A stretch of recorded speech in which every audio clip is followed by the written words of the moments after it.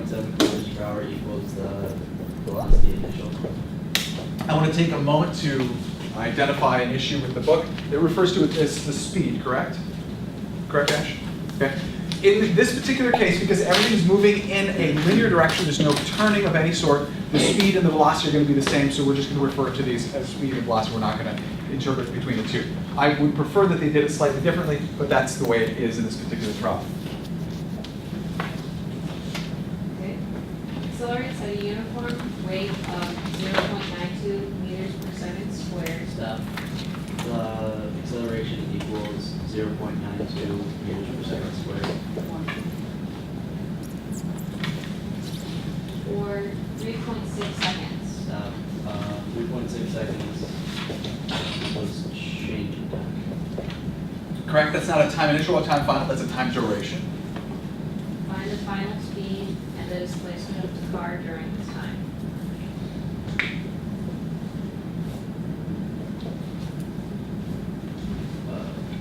VF equals VF.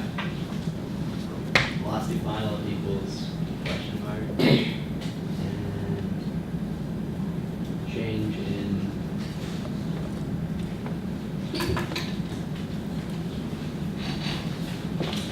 it's not the X, but it's change in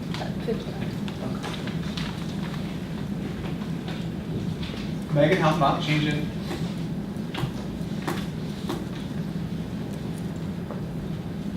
That'll help you out. Displacement in the x direction. Displacement in the x direction, or we could call it change in position. X stands for position. Great, those are the things we're trying to find. Now, I do understand that I just introduced uniformly accelerated motion, UAM. I listed all the equations, and we've read the problem, so clearly this is going to be a problem where we solve it using UAM. But there will be examples where you will need to be able to identify that you can use uniformly accelerated motion equations, the UAM equations, but it won't be like this, and it won't say uniformly in the problem. What, in the absence of the word uniformly in the problem, uniformly, okay. What is it about the problem that tells you that you can use the UAM equations? Nicole. It says uniform rate. I agree with that, but I'm saying there will be times where it doesn't say uniform, so I want to make sure that you could, we don't even need that word in there. Eric. Because we have 3 variables. I can give you examples where we will have 3 variables, but it will not be uniformly accelerated motion. Ezra. Is it because the 3 variables are that you have to find 2 variables? No, I can give you an example where I will give you 3 variables, you have to find the other 2, but it is not uniformly accelerated motion, which is why I'm going through this. Max. Because it lists the acceleration, but it doesn't list any other changes in, like... Close. Very close. Look at that. Very close. Mike. Because the 0.92 meters per second squared is constant. It says the acceleration equals 0.92 meters per second squared. That does not change. That is a uniform acceleration. It says the acceleration equals a number. That means the acceleration is constant. That means you can use the UAM equations, uniformly accelerated motion. Christine, what now?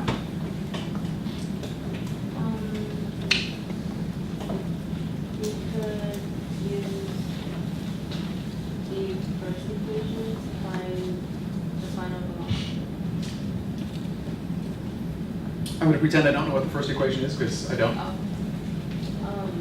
Final velocity equals velocity initial plus acceleration times speed. Great. Go ahead, Christine. Substitute stuff in for me. Alright, so final velocity equals 23.7 kilometers per hour plus 0.92 meters per second squared times 3.6 seconds.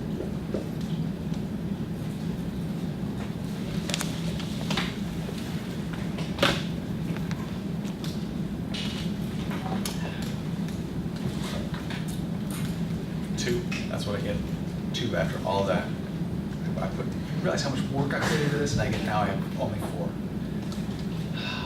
4 out of how many kids in the room? 35. No, 34. 30. Trevor.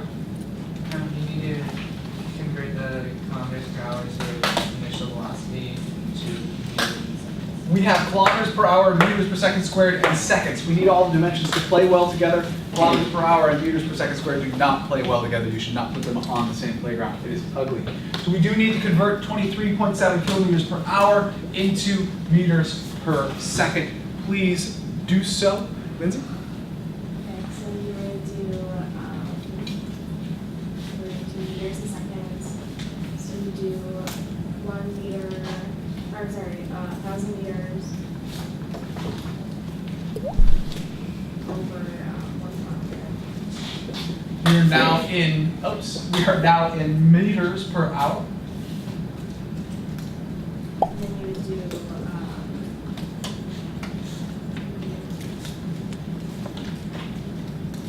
Meters per hour, trying to get to meters per second.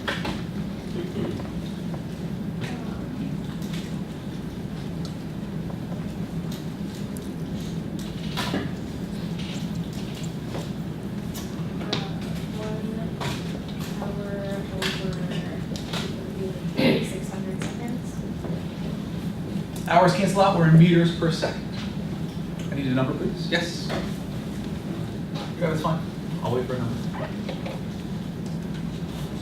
0.5832. Like so? Yes. Okay. And that's in meters per second. Mike, do you have a question? Okay. So now, let's do it this way. I don't want to do it that way. It's mildly ugly. So let's do, rather than 23.7, let's do it this way. Velocity final equals velocity initial plus acceleration times the change in time. We need to use the 6.583 repeating plus 0.92 times 3.6. Velocity final, please. Nicole. Rachel. Thank you, Rachel. Don't we need it in meters per second squared, or? So this is a velocity, so we need it in meters per second. If you're concerned about the dimensions, this is in meters per second squared, right? Mhm. Multiplied by seconds, which is going to give you meters per second, so they're going to be in the same dimension.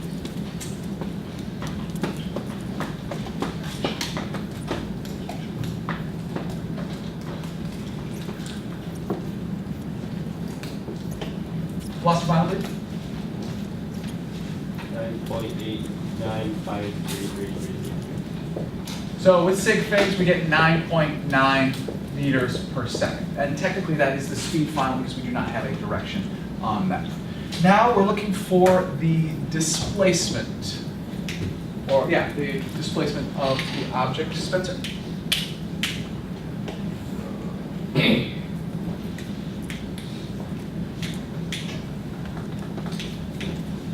I'm lost. Okay, let's back up.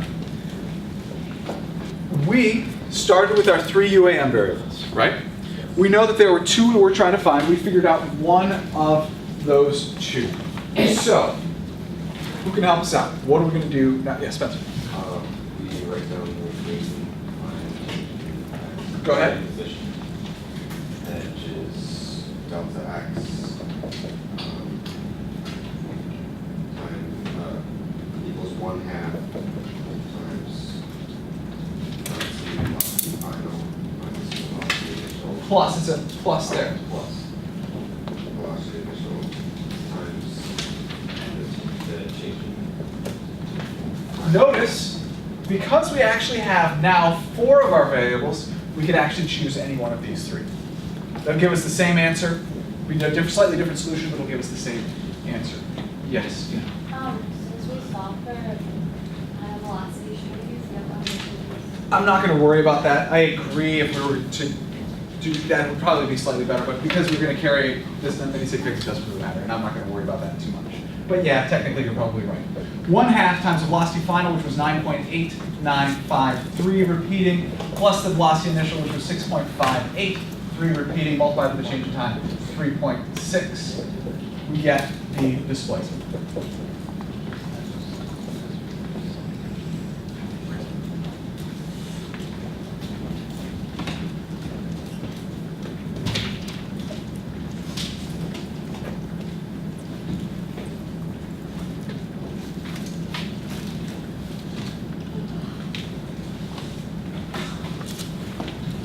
Delta x. The displacement, the change of position of the object.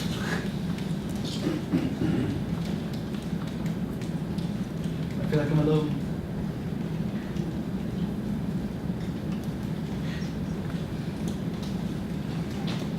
Those sad calculators. Not getting moved down.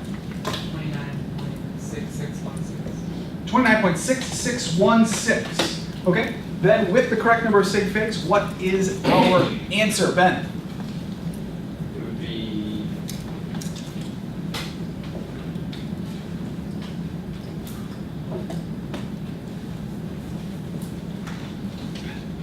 How many sig figs should we have, Ben? 2, 2. 30.0. Aha! 30.0 meters has how many sig figs? 3. We need 30 illustrated with 2 sig figs. Trevor. 3.0 times 10 to the first. It's one of those annoying ones. 3.0 times 10 to the first meters is how we have to illustrate.